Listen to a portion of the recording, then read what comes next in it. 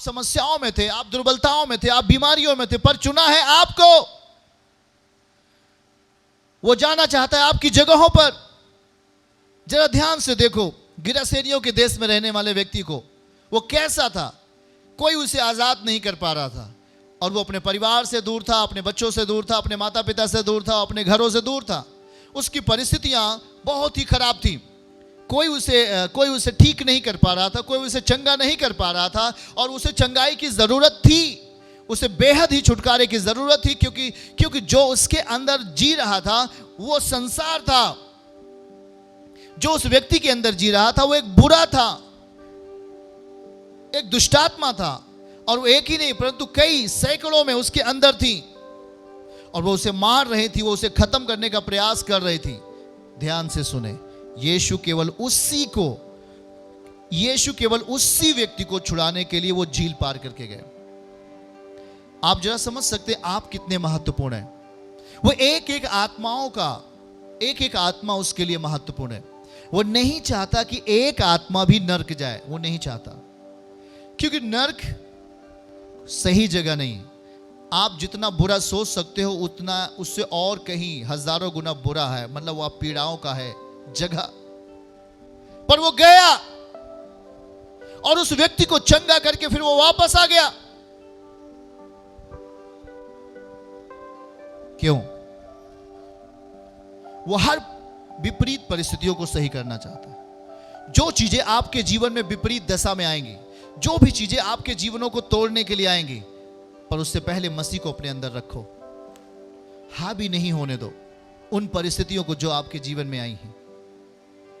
वो हर परिस्थितियों को हरा दिया है, वो हर समस्याओं को हरा दिया है, वो हर दुखों को हरा दिया है।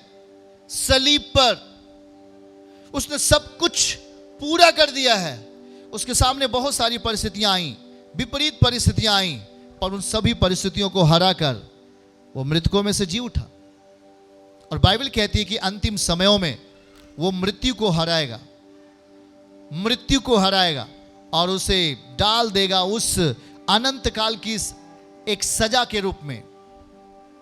परमेश्वर है, अंधा नहीं देखा कि मेरी परिस्थिति में अंधा हूं, मैं क्यों बुलाऊं यीशु को। आप अपनी परिस्थितियों को देख करके, या आप किस स्थिति में हैं, गरीबी की स्थिति में हैं या बीमारी की स्थिति में हैं, आप उसे देख करके मसीह को बुलाने से मत रुको उसे बुलाने से, मतलब बुलाते रहो। और इसके द्वारा आपकी विश्वास योग्यता प्रकट होती है। इसके द्वारा आप परमेश्वर को और प्रेम कर पाओगे और दिखा पाओगे। और जैसे दाऊद ने कहा कि मैंने प्रार्थना की, उसने मेरी सुन ली, और उसने मुझे बल दिया, उसने मुझे ताकत दे दिया, उसने मुझे हिम्मत दे दिया। Yes, hallelujah. एक बात देखो, हम पढ़ेंगे यहोशू अध्याय 6 उसके 5 को। यहोशू अध्याय 6 उसके 5 पद को देखिए हमारे साथ। वहां क्या लिखा हुआ है? यहोशू की किताब 6वां अध्याय और 5 पद। वहां लिखा है कि नरसिंगे फूंकते रहे काफी देर तक। जब वे जुबली के नरसिंगे देर तक फूंकते रहे, अंडरलाइन करिए देर तक, और लिखा है कि देर तक फूंकते रहे, तब सब लोग नरसिंगे का शब्द सुनते ही बड़ी ध्वनि से जय जयकार करें, और तब नगर की शहरपनाह नींव से गिर जाएगी और सब लोग अपने अपने सामने चढ़ जाएं। देखिए, देर तक फूंकना मतलब उन चीजों का प्रयास करना जो अभी हो नहीं रहा है पर वो होगा। नरसिंगा एक जय जयकार का शब्द है।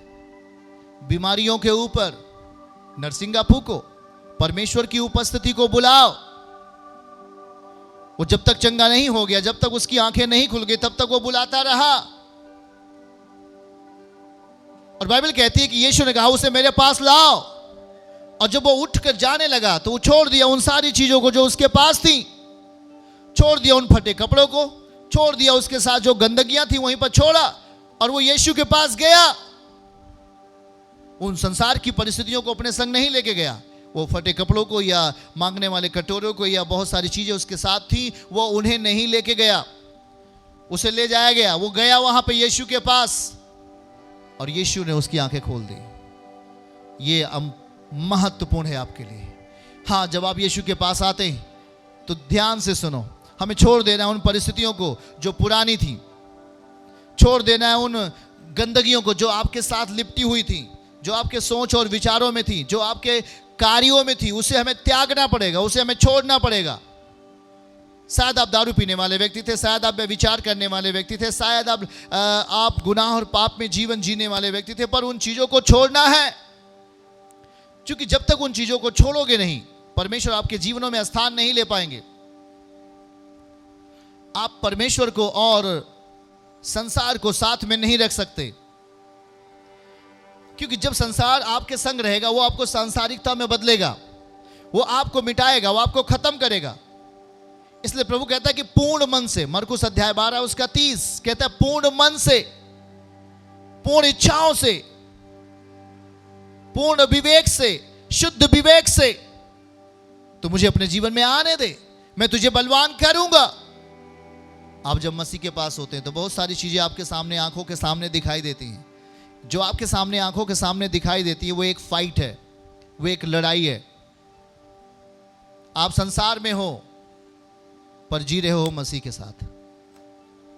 अब जानते हैं कि दानियल को शेर की मान में डाल दिया गया, उसे डाला गया था शेर के मुंह में, पर वो शेर के मुंह में नहीं गया, वो मान में ही था।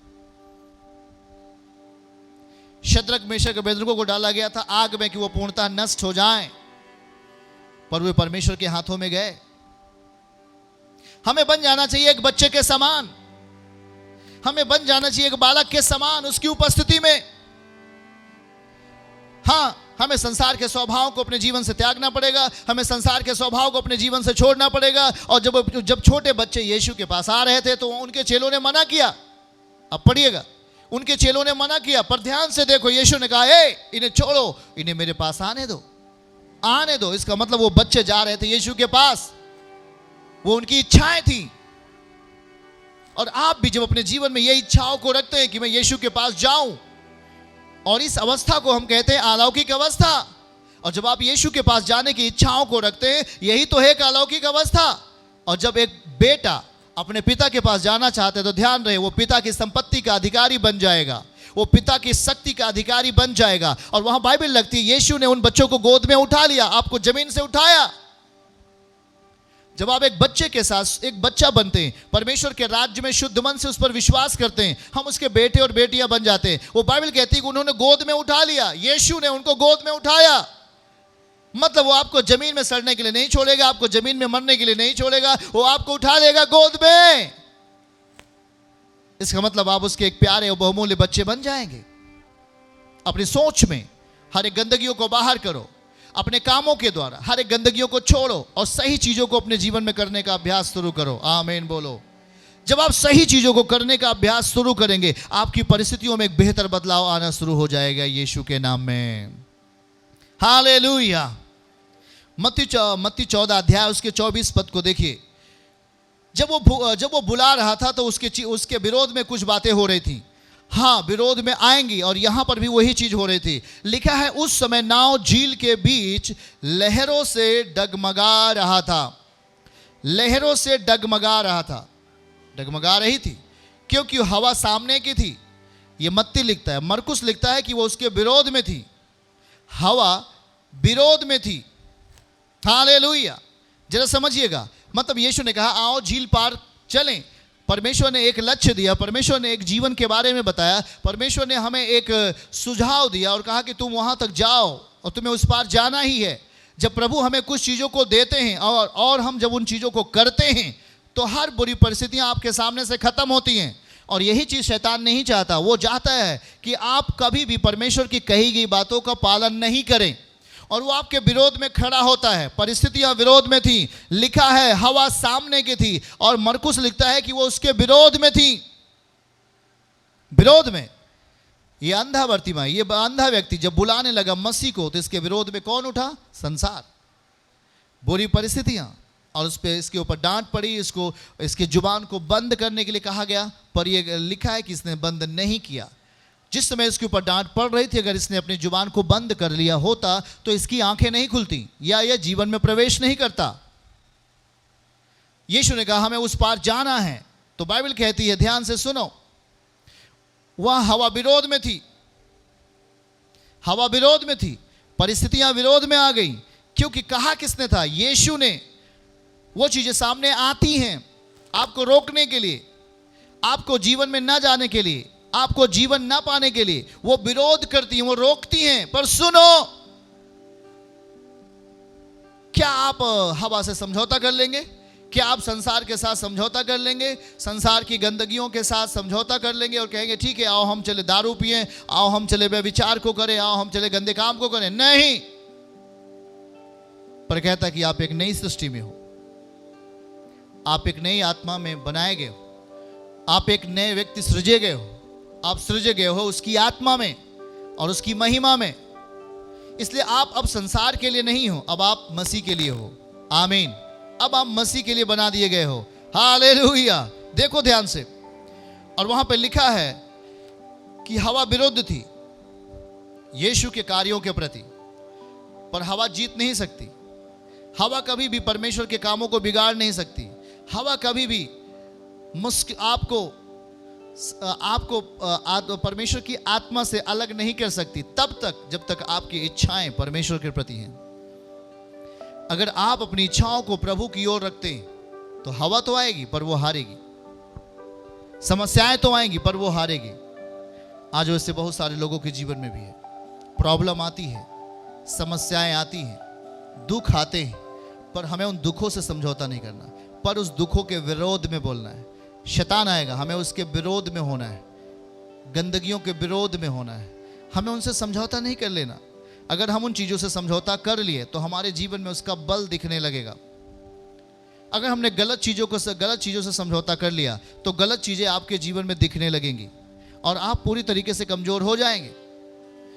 अंधा था पर वो बुला रहा था यीशु को।